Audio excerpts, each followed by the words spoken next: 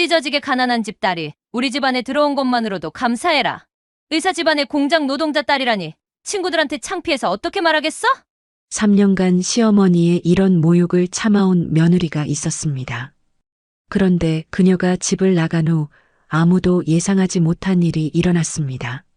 그렇게 싫으시다면 나가드리죠. 앞으로 후회하실 텐데 괜찮으시겠어요? 과연 이들에게 어떤 일이 벌어지게 될까요?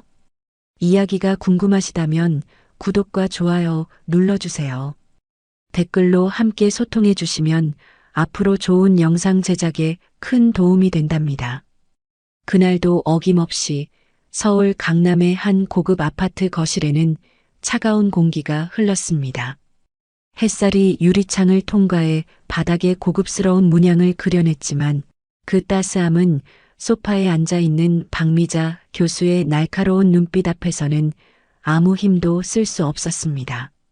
그녀는 검은색 정장 차림으로 다리를 꼬고 앉아 주방에서 설거지를 하던 며느리 한수연을 매섭게 노려봤습니다.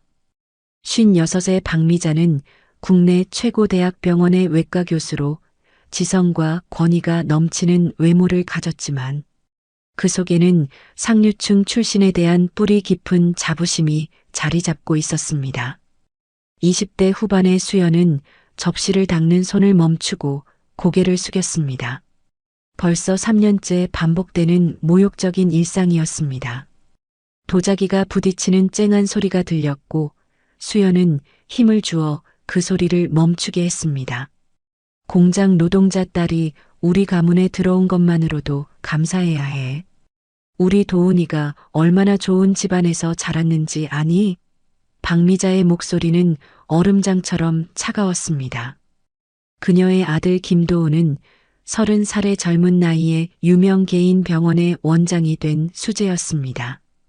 부유한 집안에서 태어나 의사가 된 그는 돈과 명예를 모두 가졌기에 며느리 수연의 가난한 출신을 더욱 멸시할 수 있었습니다. 오늘은 특히 더 심했습니다. 박미자는 얼마 전 있었던 동창회 모임에서 수연의 집안 배경이 언급되어 망신을 당했다고 생각했습니다. 너 때문에 우리 집안 체면이 말이 아니야. 친구들이 뭐라고 하는지 알아? 그깟 공장 노동자 딸이 의료계 명문가 며느리가 됐다고 얼마나 비웃었는지 몰라. 박미자는 며느리를 위아래로 훑어보았습니다. 마치 불량품을 감별하듯 차가운 시선이었습니다. 보기에도 촌스럽고 교양도 없고 이런 애가 우리 집 며느리라니. 정말 창피해. 수연은 그릇을 닦는 손에 더욱 힘을 주었습니다. 그릇이 깨질 것만 같았습니다. 그녀는 조심스럽게 입을 열었습니다. 어머니, 제가 부족한 건 인정하지만요. 부족한 게 아니라 아예 다른 세상 사람이야. 우리 도훈이가 얼마나 좋은 집안에서 자랐는지 모르지? 아버지는 종합병원 이사장이었고 나도 교수로 병원 사람들에게 인정받았어. 그런데 공장 노동자 딸과 결혼하다니. 그때 현관문이 열리며 도훈이 들어왔습니다. 긴 하루를 보낸 그의 얼굴에는 피곤함이 역력했습니다. 그는 넥타이를 풀며 거실 소파에 앉았습니다. 어머니, 수연이가 뭘 잘못했다고 그러세요? 잘못한 게 뭐냐고? 아들아, 너는 정말 답답하다. 내 아내가 어디서 나고 자란 사람인지 잊었어? 공장에서 부품이나 만들던 집안 딸이야. 그런 애를 며느리로 들여서 우리 집안이 얼마나 창피를 당하는지 몰라. 박미자의 목소리가 높아졌고 수연은 고개를 더 숙였습니다. 어머니 말씀이 맞아, 수연아. 너도 좀 생각해봐. 우리 집안 체면을 생각해서라도. 남편 도훈의 말에 수연의 손이 미세하게 떨렸습니다. 시어머니에 이어 남편마저 자신을 멸시하는 순간이었습니다. 가슴 깊숙한 곳에서 차가운 실망이 올라왔습니다. 도훈 씨, 저도 나름대로 최선을 다하고 있는데요. 최선을 다한다고? 웃기지 마라. 박미자가 냉소적으로 웃으며 끼어들었습니다. 아무리 노력해도 출신은 바뀌지 않아. 공장에서 부품이나 만드는 집안에서 자라난 게 뭘 알겠니? 수연은 입술을 꽉 깨물었습니다. 부모님에 대한 모욕을 들으니 더 이상 참을 수 없을 것 같았습니다. 그러나 그녀는 3년 동안 쌓아온 인내심으로 간신히 감정을 억눌렀습니다. 친구들이 자꾸 물어봐. 며느리가 어디 집안 딸이냐고. 그때마다 뭐라고 대답해야 할지 몰라서 죽겠다. 박미자의 차가운 시선이 다시 수연을 훑쳤습니다. 마치 불량품을 감별하듯 날카로운 눈빛이었습니다. 수연은 그릇을 모두 정리하고 조용히 돌아섰습니다. 어머니, 제가 부족한 건 인정하지만 그래도 저는 정직하게 살고 있습니다. 정직하게? 공장에서 하루 종일 기름 냄새와 쇠가루에 절어 사는 사람들이 정직하다고? 그런 일이나 하는 사람들과 우리가 같은 레벨이라고 생각하니? 박미자의 비웃음이 거실에 울려 퍼졌습니다. 어머니 도훈이 제지하려 했지만 박미자는 멈추지 않았습니다. 아들, 이제 정말 한계다. 나는 더 이상 이 애를 우리 며느리로 인정할 수 없어. 공장 냄새가 몸에 밴 애가 의사 집안에 어울린다고 생각하니? 수연의 얼굴에 미묘한 평온함이 떠올랐습니다. 마치 오랫동안 기다려온 순간이 온 것 같았습니다. 그녀의 목소리는 담담하고 차분했습니다. 그러시다면 어쩔 수 없네요. 제가 이 집에 있는 게 그렇게 싫으시다면 나가겠습니다. 박미자와 도훈은 평소와 다른 수연의 반응에 당황했습니다. 조용하기만 했던 그녀의 입에서 나온 확고한 말에 그들은 아무 말도 할 수 없었습니다. 수연은 다시 한번 고개를 숙였습니다. 앞으로 후회하실 텐데 그때는 이미 늦을 거예요. 차가운 경고가 거실에 울려 퍼졌습니다. 수연은 조용히 주방을 빠져나와 자신의 방으로 향했습니다. 박미자는 눈을 동그랗게 뜨고 그녀의 뒷모습을 멍하니 바라보았습니다. 이제 곧 벌어질 일들을 전혀 예상하지 못한 채 말입니다. 수연이 방문을 닫자 거실에는 무거운 침묵이 흘렀습니다. 박미자와 도훈은 서로를 멍하니 쳐다보았습니다. 어머니, 지금 이게 무슨 소리야? 수연이가 갑자기 왜 저래? 도훈이 맥주캔을 내려놓으며 물었습니다. 박미자는 당황한 기색이 역력했습니다. 글쎄, 나도 모르겠다. 원래 조용히 참고 있던 애가 왜 갑자기 저러니? 그들은 평소 수연의 순종적인 태도에 익숙해져 있었기에 그녀의 갑작스러운 변화를 이해할 수 없었습니다. 방 안에서는 수연이 차분하게 여행용 가방을 꺼내고 있었습니다. 그녀의 얼굴에는 어딘지 모르게 홀가분한 미소가 스쳐 지나갔습니다. 마치 오랫동안 기다렸던 순간이 온 것처럼 보였습니다. 그녀는 조용히 중얼거렸습니다. 이제 진짜 시작이군. 거실에서는 여전히 수연에 대한 이야기가 이어졌습니다. 도대체 뭐가 부족해서 저러는 거야? 내가 뭘 잘못했다고 저렇게까지 화를. 네. 박미자는 수연의 행동을 이해할 수 없다는 듯 손을 휘저었습니다. 엄마, 혹시 우리가 너무 심했나? 도훈이 조심스럽게 물었습니다. 뭐가 심해? 있는 그대로를 얘기한 것뿐이야. 공장 노동자 딸이 어디서 우리 같은 집안에 대들려고 들어. 박미자는 여전히 자신의 판단이 옳다고 확신했습니다. 그러나 마음 한구석에는 알 수 없는 불안감이 싹트고 있었습니다. 그녀의 불안감은 수연의 마지막 말, 앞으로 후회하실 텐데라는 문장 때문이었습니다. 수연은 가방에 옷가지를 조심스럽게 담았습니다. 3년간 이 집에서 살면서 그녀는 화려한 옷 대신 수수한 옷들만을 입고 다녔습니다. 이 집 사람들은 그녀의 가난한 옷차림을 비웃었지만 사실 이 옷들은 그녀의 진짜 모습을 감추기 위한 가면과도 같았습니다. 그녀의 휴대폰이 울렸습니다. 화면에는 한솔 메디컬 비서실장이라는 이름이 선명하게 떠 있었습니다. 수연은 재빨리 전화를 받았습니다. 네, 수연입니다. 방금 전까지의 조심스러운 며느리가 아닌 당당하고 전문적인 목소리였습니다. 준비 완료됐습니다. 내일 아침 첫 임원회의에서 보고받겠습니다. 그녀는 짐을 정리하며 통화를 이어갔습니다. 그리고 인프라 구축건은 어떻게 됐나요? 예산은 충분히 확보하셨죠? 거실에 남은 박미자와 도우는 방 안에서 벌어지고 있는 일에 대해서는 전혀 알지 못했습니다. 그들은 여전히 수연의 갑작스러운 태도, 변화에 대해 의논하며 시간을 보냈습니다. 다음 날 아침 거실은 어색한 침묵으로 가득했습니다. 수연은 여행용 가방 2개를 끌고 나왔습니다. 평소보다 훨씬 단정하게 차려입은 모습이었습니다. 검은색 블라우스에 회색 정장 바지, 그리고 깔끔하게 올린 머리가 어딘지 모르게 달라 보였습니다. 마치 20대 후반의 젊은 여성이 아닌 능숙하고 노련한 사업가처럼 보였습니다. 정말 나갈 거야? 도훈이 식탁에서 커피를 마시다 말고 물었습니다. 아직도 믿어지지 않는다는 표정이었습니다. 네, 정말 나갑니다. 수연의 대답은 여전히 담담했습니다. 오히려 시원해 보이기까지 했습니다. 박미자는 소파에 팔짱을 끼고 수연을 쳐다보았습니다.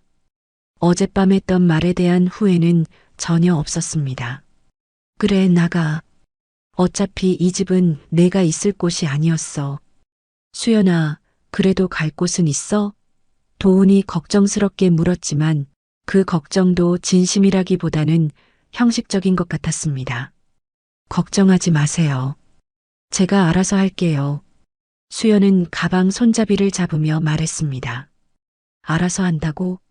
공장 노동자 딸이 어디 가서 뭘 할 수 있겠니? 박미자가 비웃으며 말했습니다. 그것도 제가 알아서 하겠습니다. 수연은 현관문 쪽으로 향했습니다. 그때 도훈이 갑자기 자리에서 일어났습니다. 수연아, 잠깐만. 왜? 수연이 돌아서며 물었습니다. 도훈은 서재에서 서류 뭉치를 가져왔습니다. 이혼 서류였습니다. 이거 작성해 둔 거야. 그는 서류를 수연에게 내밀었습니다. 벌써 준비하셨네요. 수연은 놀라지도 않았습니다. 오히려 예상했다는 듯 차분히 받아들였습니다. 어차피 이렇게 될 거였잖아. 우리에게 모두 좋은 일이야. 도훈은 시선을 피하며 말했습니다. 죄책감과 안도감이 뒤섞인 복잡한 표정이었습니다. 그래, 아들아. 이제야 정신 차렸구나. 드디어 우리 집안에서 저런 애를 떼어낼 수 있게 됐어. 박미자가 의기양양하게 끼어들었습니다. 수연은 이혼 서류를 펼쳐보았습니다. 이미 도훈의 서명이 되어 있었습니다. 언제 작성하신 거예요?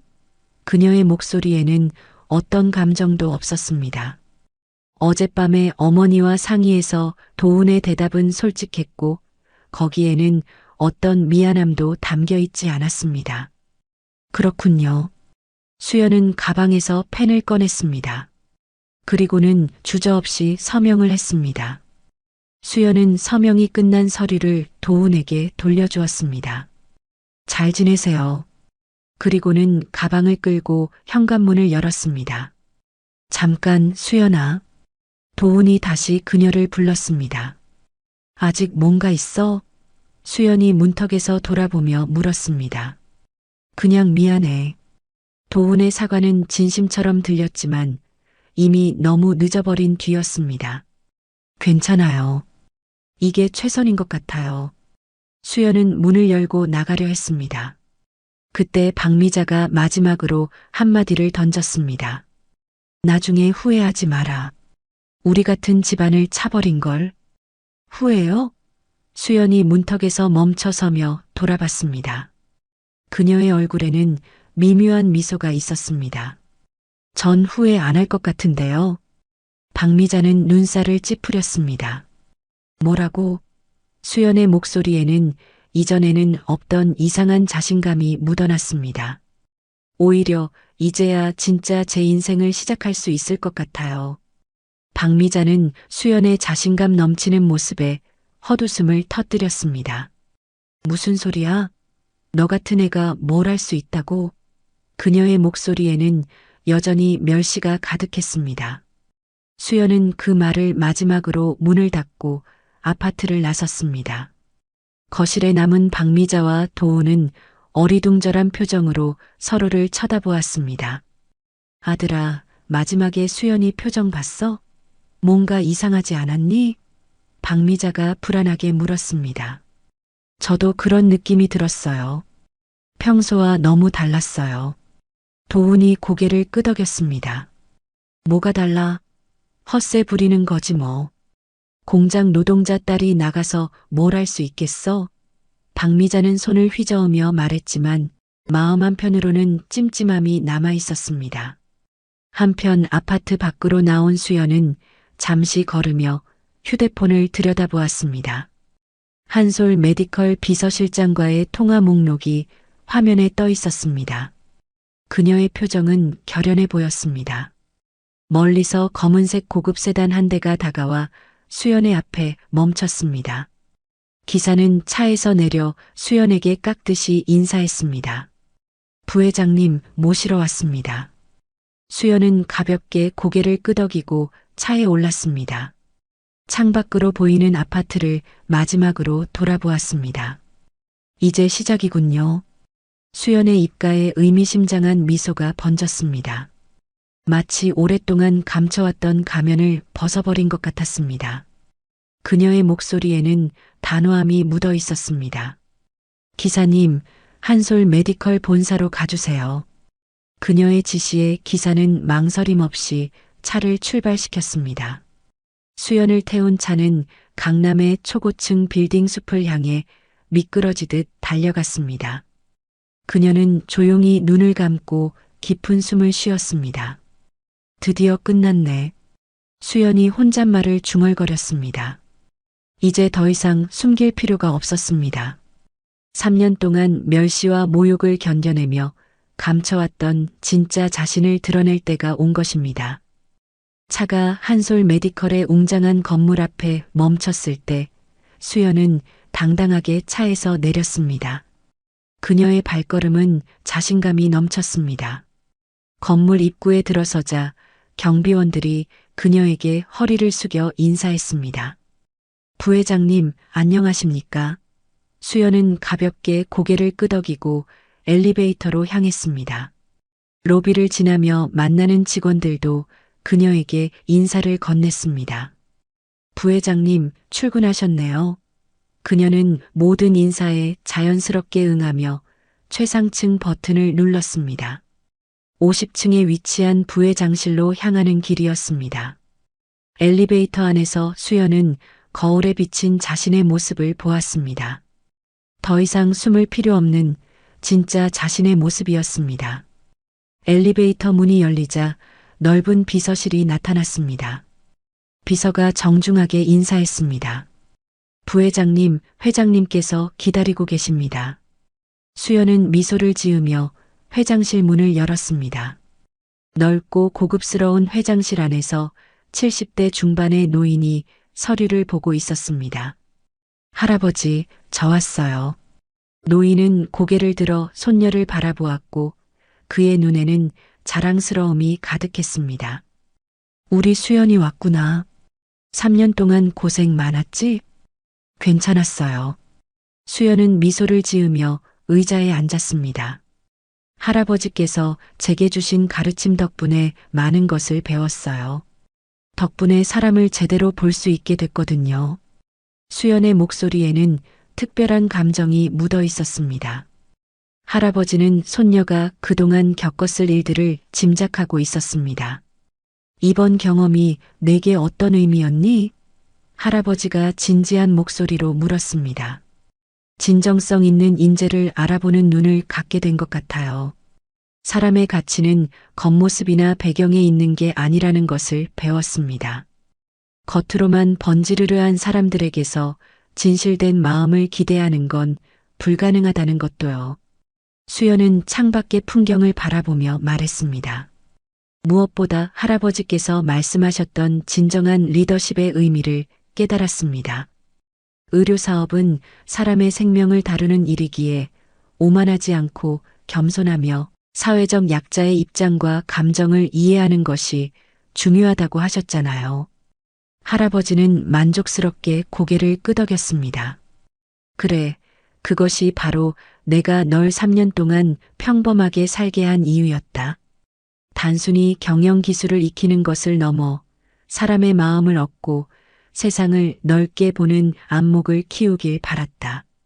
특히 내가 가정을 꾸린다는 것을 알았을 때 상대 가족이 돈이나 배경이 없는 너를 진심으로 받아들일 수 있는지 시험해보고 싶었지. 그들이 보인 오만함은 결국 그들의 그릇을 보여주었으니 이제 정식으로 회사 일 시작해도 되겠구나. 할아버지의 목소리는 뿌듯함으로 가득했습니다. 네, 준비됐어요. 수연은 고개를 끄덕였습니다. 그럼 내일부터 부회장으로 발령 내겠다. 3년간 기다린 보람이 있었으면 좋겠구나. 수연은 창밖을 바라보았습니다. 서울 시내가 한눈에 내려다 보이는 전망이었습니다. 할아버지, 한 가지 부탁이 있어요.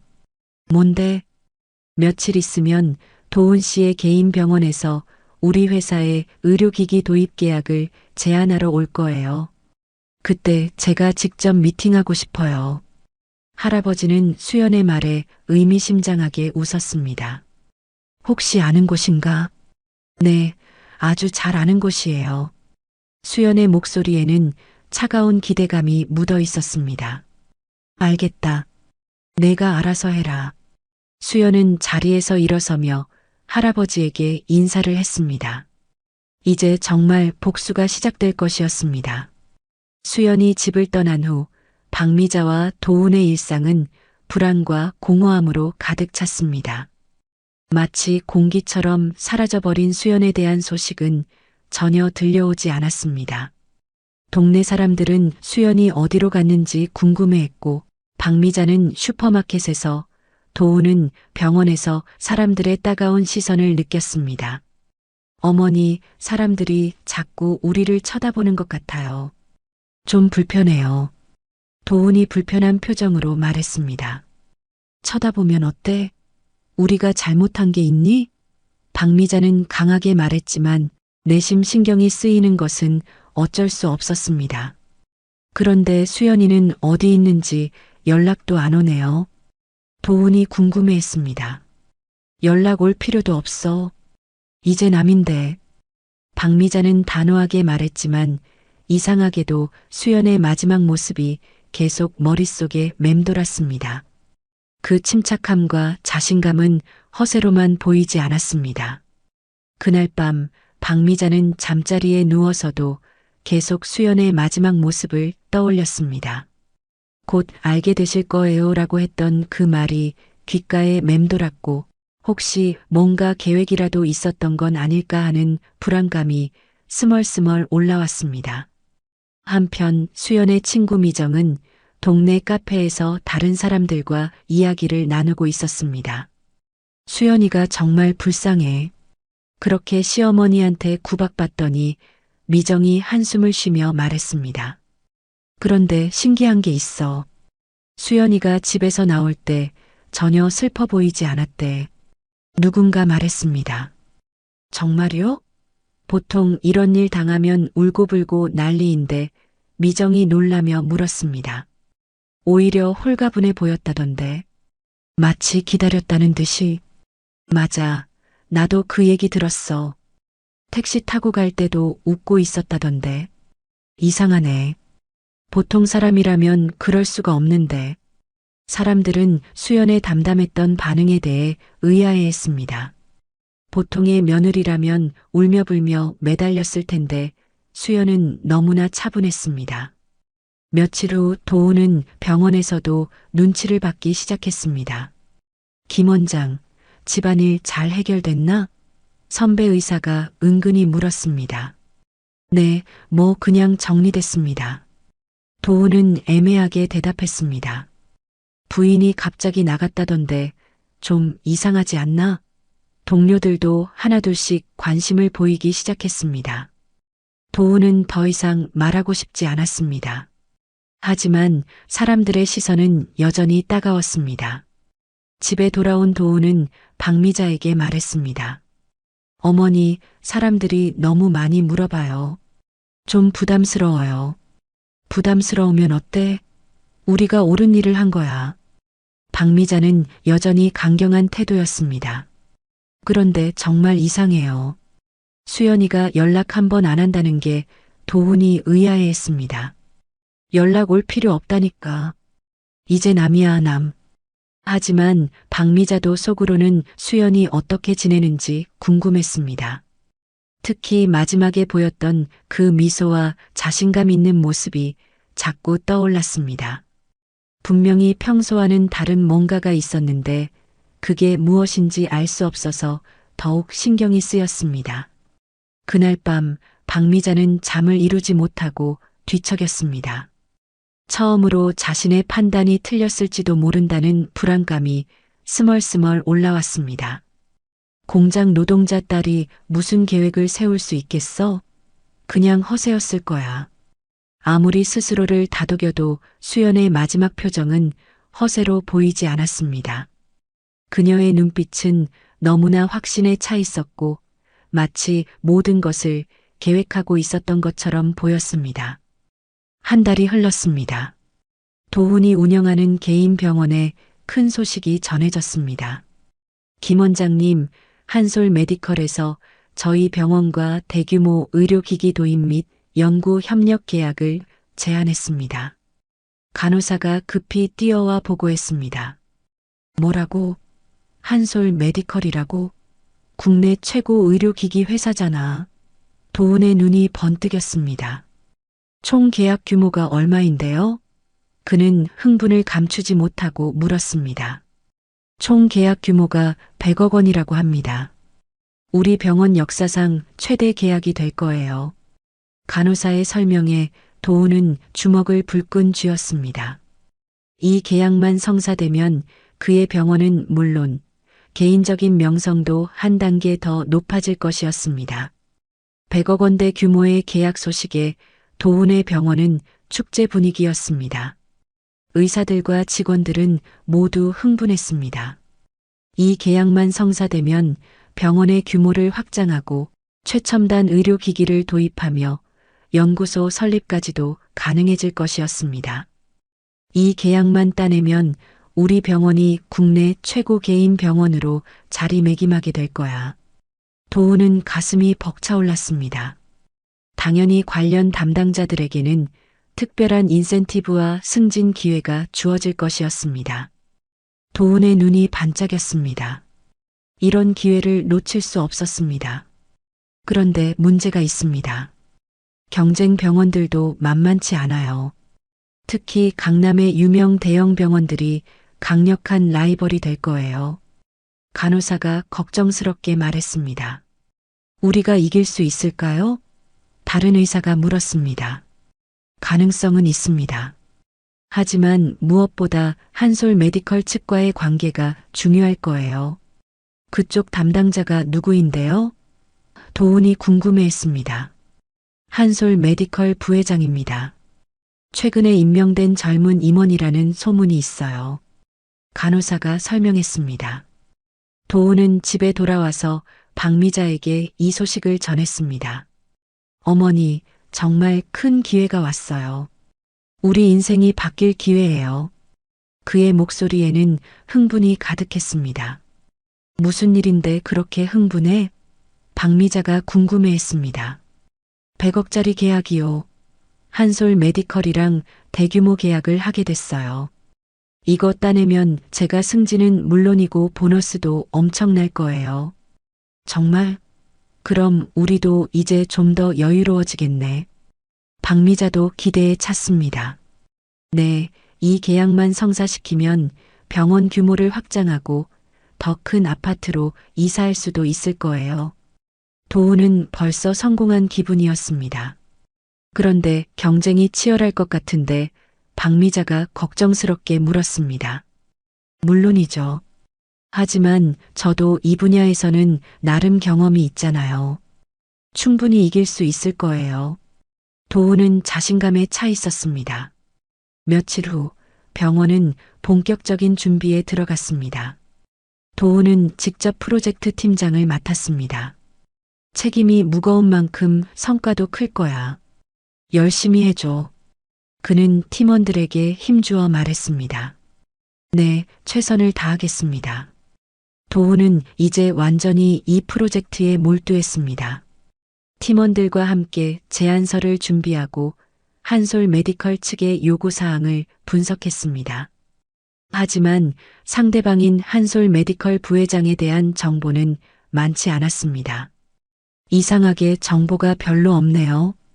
젊은 임원이라서 그런 것 같아요. 한 팀원이 말했습니다. 아직 언론에 많이 노출되지 않았나 봐요. 도훈이 추측했습니다. 그런데 소문으로는 상당히 까다롭다던데요. 네, 그리고 해외에서 의학 경영을 공부했다고 하더라고요. 저희 제안서를 아주 세밀하게 검토할 거라고 합니다. 도훈은 더욱 열심히 준비했습니다. 밤늦도록 제안서를 다듬고 프레젠테이션 자료도 완벽하게 만들었습니다. 집에서도 계속 일 이야기만 했습니다. 어머니, 이번 계약만 성사되면 정말 우리 인생이 바뀔 거예요. 우리 가족이 더 높은 곳으로 올라갈 수 있을 겁니다. 박미자도 간절했습니다. 그래, 아들아. 꼭 성공해야 해. 근데 수연이가 없어서 다행이에요. 그런 애가 있었다면 클라이언트 앞에서 얼마나 창피했을지 박미자가 또다시 수연을 언급했습니다. 맞아요. 이제 마음 편하게 일할 수 있어서 좋아요.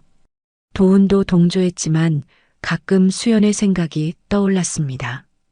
어떻게 지내고 있을까, 괜찮을까 하지만 그런 생각은 금세 떨쳐버렸습니다. 지금은 이 중요한 계약에만 집중해야 했으니까요. 드디어 계약 미팅 날짜가 정해졌습니다. 다음 주 금요일 한솔 메디컬 본사에서 최종 프레젠테이션이 있을 예정이었습니다.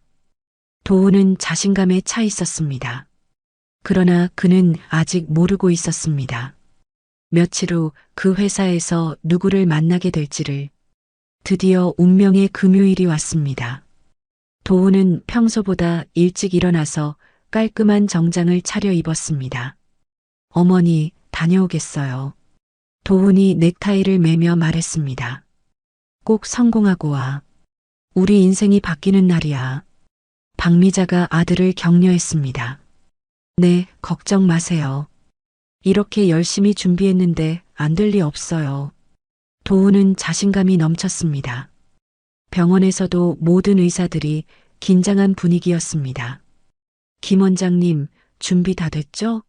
동료들이 확인했습니다. 네, 완벽합니다. 프레젠테이션 자료도 마지막으로 점검했고요. 그럼 출발합시다. 늦으면 안 되니까. 병원팀이 한솔 메디컬 본사로 향했습니다. 고급 승용차 안에서 도훈은 마지막으로 자료를 점검했습니다. 강남에 도착하자 웅장한 50층 높이의 유리 건물이 눈에 들어왔습니다. 로비의 웅장함에 모든 팀원들이 감탄했습니다. 역시 대기업이네요. 한 팀원이 말했습니다. 클라이언트 수준을 알 수 있어요. 역시 성장하는 그룹이군요. 도훈도 긴장되면서도 기대됐습니다. 안내 직원이 다가왔습니다. 병원팀에서 오셨나요? 네, 맞습니다. 35층 회의실로 안내해 드리겠습니다. 엘리베이터를 타고 35층에 올라갔습니다. 복도를 걸으면서도 회사의 현대적인 분위기가 느껴졌습니다. 이런 곳에서 미팅을 하다니 정말 대단한 회사군요. 도훈이 감탄했습니다. 회의실 앞에 도착했습니다. 문 옆에는 의료기기 도입 미팅이라는 안내판이 붙어 있었습니다. 준비되셨나요? 안내 직원이 문을 열려고 했습니다. 네, 준비됐습니다. 도훈이 답했습니다. 문이 열리자 넓고 현대적인 회의실이 나타났습니다. 한쪽 끝에는 대형 스크린이 있었고 긴 회의 테이블이 놓여 있었습니다. 하지만 회의실 안에는 아직 아무도 없었습니다.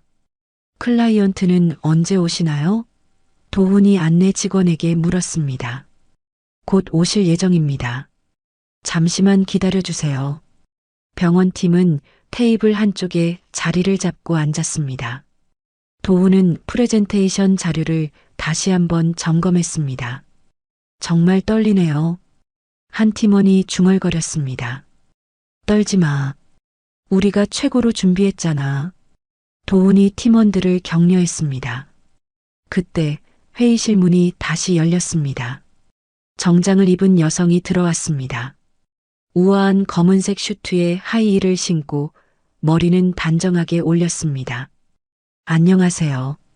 한솔 메디컬 부회장 한수연입니다. 여성은 자연스럽게 인사했습니다. 도훈의 얼굴이 순간 굳었습니다. 그 목소리, 그 얼굴이 너무나 익숙했기 때문입니다. 수수연아 도훈은 믿을 수 없다는 표정으로 중얼거렸습니다.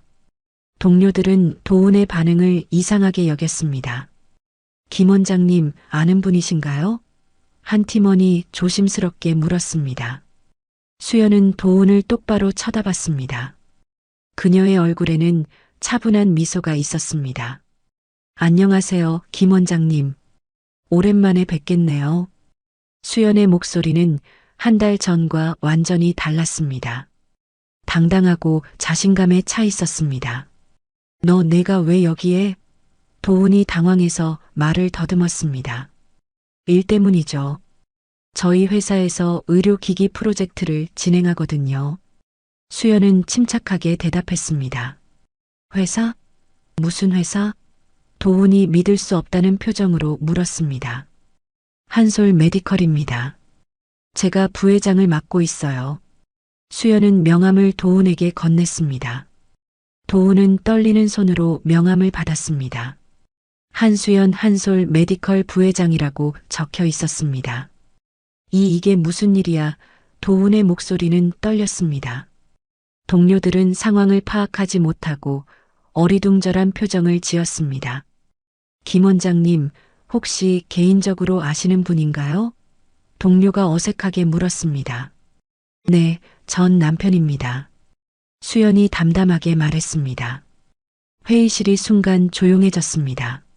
모든 사람들이 놀란 표정을 지었습니다. 전 남편이라고요? 동료가 놀라며 되물었습니다. 네, 맞습니다. 한 달 전까지 부부였죠. 수연은 여전히 침착했습니다. 그럼 공장 노동자 도훈이 말을 잇지 못했습니다. 공장 노동자 딸이요? 맞아요. 제 어머니는 공장에서 일하셨죠. 수연의 목소리에는 평온함이 있었습니다. 하지만 그건 제가 사회 경험을 쌓기 위해서였습니다. 밑바닥부터 시작해서 모든 것을 경험해 보라는 할아버지의 가르침이었거든요. 도훈은 입을 벌린 채 수연을 바라보았습니다. 할아버지가 누군데? 한솔 메디컬 창업자이신 한 회장님이세요. 제 친할아버지죠. 수연의 설명에 회의실 안 모두가 충격을 받았습니다. 그럼 너는 처음부터 의료재벌 상속녀였다고? 도훈이 힘겹게 물었습니다. 네, 맞습니다. 수연은 고개를 끄덕였습니다. 그런데 왜 그걸 숨겼어? 도훈이 힘겹게 물었습니다. 숨긴 게 아니라 아직 때가 아니었어요. 3년 동안 일반인으로 살아보라는 할아버지의 명령이었거든요. 수연은 회의실을 둘러보며 말했습니다. 그 3년이 끝났고 이제 정식으로 회사를 이어받게 됐어요. 도훈의 얼굴이 창백해졌습니다. 자신이 무엇을 했는지 깨닫기 시작했습니다. 수연아, 나는 도훈이 말하려 했지만 수연이 손을 들어 제지했습니다. 지금은 개인적인 이야기를 할 시간이 아니에요. 업무 미팅을 진행해야죠. 수연은 의자에 앉으며 말했습니다. 그럼 병원팀의 프레젠테이션을 들어보겠습니다. 도훈은 아직도 충격에서 헤어나오지 못했습니다. 손이 떨려서 자료를 제대로 잡을 수도 없었습니다. 동료들은 그의 상태를 걱정했습니다. 김 원장님 괜찮으세요? 아, 네, 괜찮습니다. 도훈이 어렵게 대답했습니다. 그러면 시작하시죠. 수연이 차분하게 말했습니다. 도훈은 떨리는 손으로 프레젠테이션을 시작했습니다. 하지만 머릿속이 하얗게 변해서 제대로 진행할 수가 없었습니다. 그동안 완벽하게 준비했던 모든 내용이 머릿속에서 사라져버렸습니다. 수연의 정체를 알고 나니 모든 것이 달라 보였습니다. 프레젠테이션이 끝나고 회의실은 어색한 침묵에 휩싸였습니다. 도훈은 식은땀을 흘리며 수연의 반응을 기다렸습니다. 자료 검토 후 연락드리겠습니다. 수연이 공식적으로 말했습니다. 동료들은 어리둥절한 표정으로 자리에서 일어났습니다. 그럼 저희는 이만 실례하겠습니다.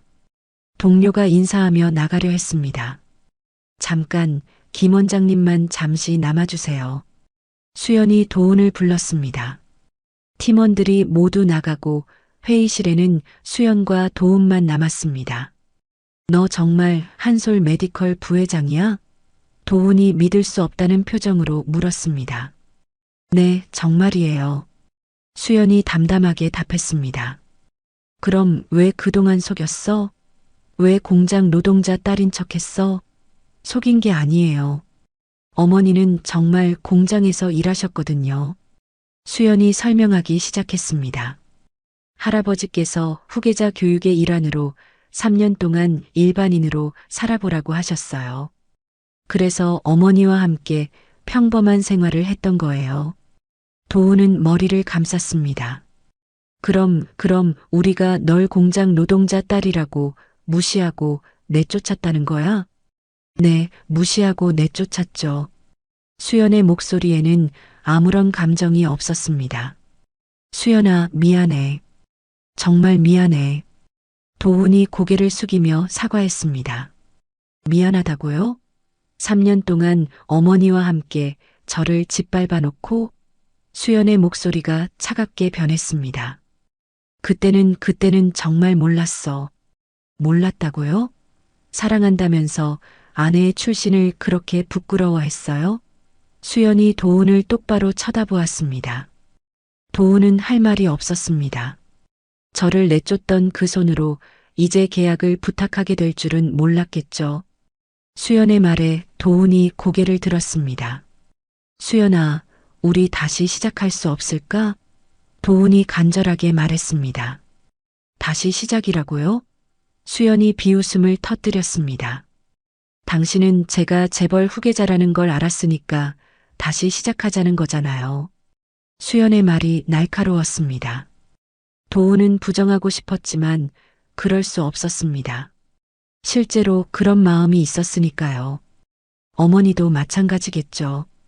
공장 노동자 딸이라고 무시하던 분이 갑자기 며느리로 받아주시겠어요? 수연이 냉소적으로 말했습니다. 수연아, 정말 미안해. 우리가 잘못했어. 도훈이 무릎을 꿇으려 했습니다. 일어서세요. 지금 그런 거 하지 마세요. 수연이 차갑게 말했습니다. 이제 우리는 사업상 관계일 뿐이에요. 개인적인 감정은 접어두시죠. 수연이 자리에서 일어났습니다. 계약권은 며칠 후에 연락드릴게요. 검토해 봐야 하니까요. 도훈은 절망적인 표정으로 수연을 바라보았습니다. 수연아, 제발 이제 수연 부회장이라고 불러주세요. 수연이 단호하게 말하며 회의실을 나갔습니다. 도훈은 혼자 남겨진 회의실에서 머리를 쥐어뜯었습니다. 그의 심장은 마치 차가운 쇠붙이처럼 차갑게 식어가는 듯 했습니다. 자신이 평생을 바쳐 쌓아온 모든 명성과 부가 한순간에 무너지는 소리가 귓가에 울리는 것 같았습니다. 도훈은 자신의 오만함이 빚어낸 거대한 재앙을 그제야 온몸으로 체감했습니다. 그는 떨리는 손으로 휴대폰을 꺼내 어머니 박미자에게 전화를 걸었습니다. 목소리는 이미 절박함으로 갈라져 있었습니다. 어머니, 지금 당장 한솔 메디컬로 오세요. 도훈아, 무슨 일인데 그렇게 다급해? 목소리가 왜 그래?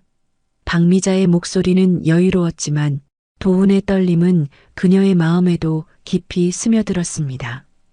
수연이 때문입니다. 제발 지금 당장 와주세요. 제가 미쳐버릴 것 같아요.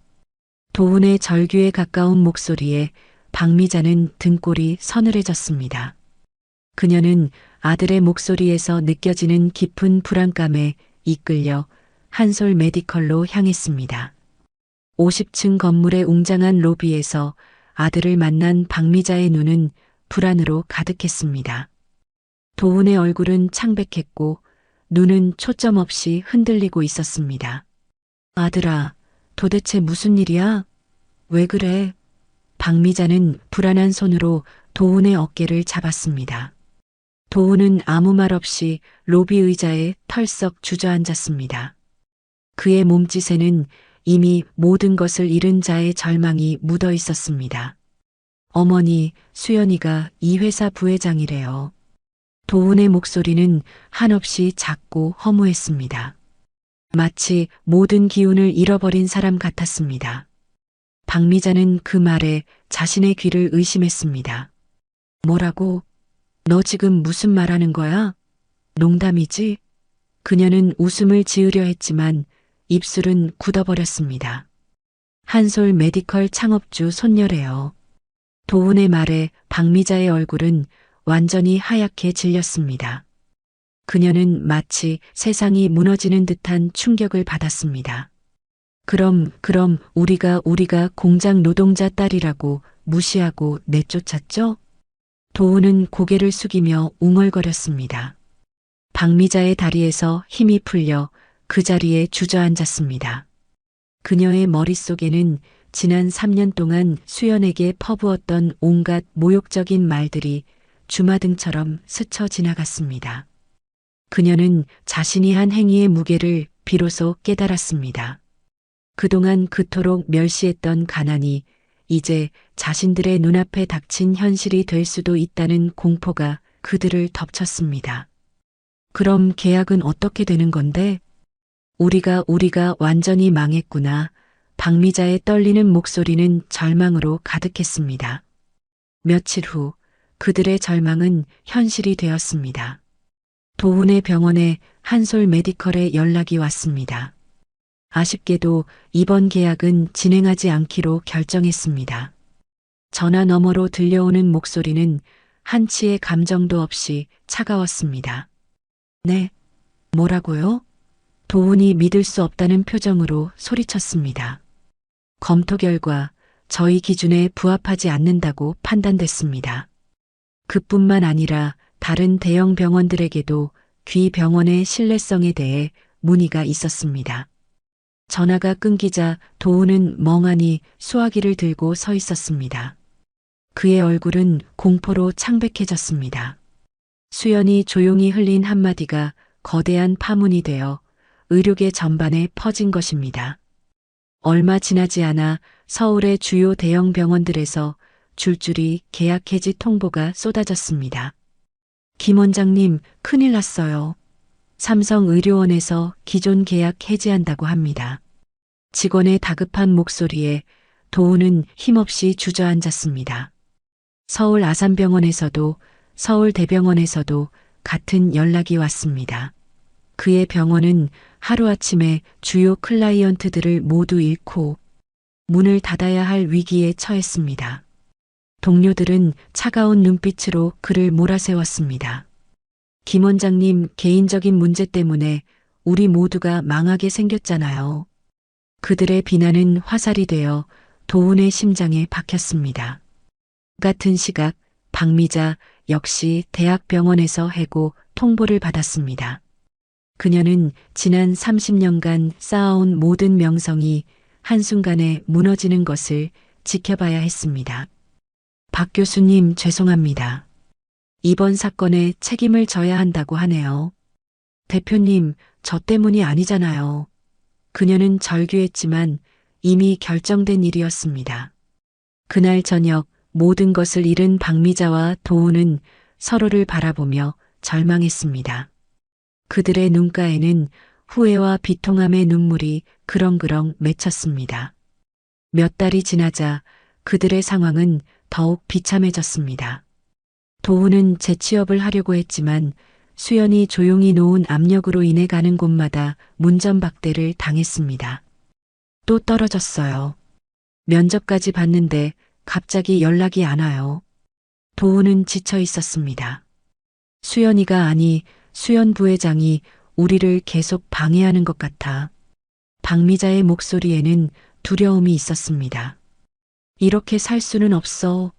우리가 먼저 사과하러 가자. 박미자는 마지막 희망을 걸었습니다. 다음 날 초라한 행색의 박미자와 도훈은 한솔 메디컬을 찾아갔습니다. 그들의 얼굴에는 지난 몇 달간의 고통이 고스란히 새겨져 있었습니다. 비서실은 단호했습니다. 죄송하지만 부회장님께서는 개인적인 만남은 사양한다고 하셨습니다. 박미자는 무릎을 꿇으려 했습니다. 그때 엘리베이터 문이 열리고 눈부신 아우라를 풍기는 수연이 내려왔습니다. 그녀의 검은색 슈트는 강렬했고 그녀의 눈빛은 흔들림 없이 차가웠습니다. 박미자와 도훈의 초라한 모습과는 극명한 대비를 이루고 있었습니다. 여기서 뭐 하세요? 수연의 목소리는 얼음처럼 차가웠습니다. 수연 아니, 수연 부회장님, 제발 우리가 잘못했습니다. 진심으로 사과할게요. 박미자는 눈물을 흘리며 애원했습니다. 수연은 냉소적으로 웃었습니다. 사과로 모든 게 해결될 거라고 생각하세요? 그녀는 그들의 절박한 눈빛을 똑바로 응시했습니다. 그럼 어떻게 해야 해요? 뭘 원하세요? 박미자가 절규하듯 물었습니다. 아무것도 원하지 않아요. 그냥 각자 살면 되잖아요. 수연은 냉정하게 말하며 그들을 지나쳐 걸어갔습니다. 그들은 그 자리에 멈춰서서 수연의 당당한 뒷모습을 바라볼 수밖에 없었습니다. 모든 희망이 사라지는 순간이었습니다. 1년이 지났습니다. 수연은 한솔 메디컬을 성공적으로 이끌고 있었고 그녀의 능력은 의료계의 새로운 신화가 되었습니다. 그녀는 신임 회장으로 임명되는 기자 회견장에 섰습니다. 수많은 카메라 플래시가 터졌고 기자들은 그녀의 한마디 한마디에 집중했습니다. 그녀의 얼굴에는 깊은 만족감과 확신이 어려 있었습니다. 저는 항상 사람을 겉모습으로 판단하지 말라고 배웠습니다. 수연의 목소리는 차분하고 단호했습니다. 누구든 노력하면 성공할 수 있다고 믿습니다. 하지만 다른 사람을 무시하고 멸시하는 사람들에게는 그에 합당한 대가가 따른다는 것도 분명히 말씀드리고 싶습니다. 기자들이 술렁거렸습니다. 그녀의 말이 과거의 어느 누군가를 향하고 있다는 것을 모두가 짐작했습니다. 그 순간 TV를 보던 박미자와 도훈은 경악했습니다. 그들은 낡은 아파트의 좁은 방에서 초라한 모습으로 앉아 있었습니다. 저게 수연이야. 박미자의 떨리는 목소리는 믿을 수 없다는 듯 허공을 갈랐습니다. 회장이 됐네요. 도훈의 목소리는 힘없이 늘어졌습니다. 가난을 무시하는 사람들에게 진짜 가난이 무엇인지 가르쳐주는 것도 교육이라고 생각합니다. TV 화면 속 수연의 단호한 말이 그들의 심장에 비수처럼 박혔습니다. 그제야 박미자와 도훈은 자신들이 무엇을 잃었고 누구에게 철저하게 패배했는지 깨달았습니다. 그들은 모든 것을 잃은 채 자신들이 멸시했던 가난이라는 것을 온몸으로 체험하며 살아가야 했습니다. 무시당하던 며느리는 이제 없었습니다. 진짜 자신의 모습으로 살아가는 그녀는 진정한 승자가 되었습니다. 오늘 이야기를 끝까지 들어주셔서 감사합니다.